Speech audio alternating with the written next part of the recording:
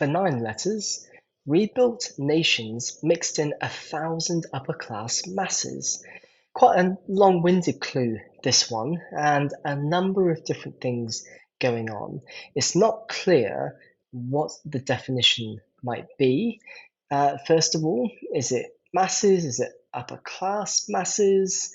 Rebuilt nations? Now, one of the reasons why we suspect it's going to be something like upper class masses or maybe even just masses is because rebuilt is an anagram indicator. It's telling us to take another word and to rebuild it, to break it apart and rebuild it in a different way.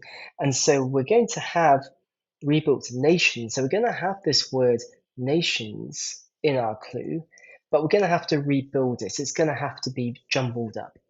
But not only that, the clue is also telling us to mix in 1,000 upper class masses. I mean, we can think that masses is probably the definition.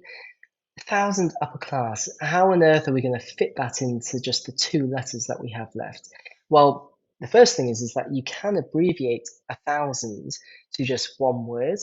The initial letter that one might think is K, so you could go down that road with K. It's probably not going to get you very far, though.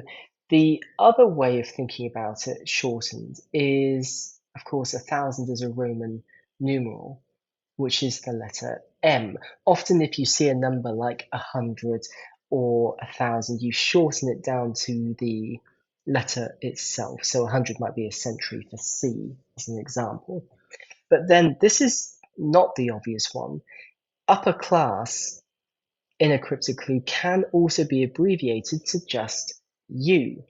And unless you know that coming into this, you're probably not going to get that straight away.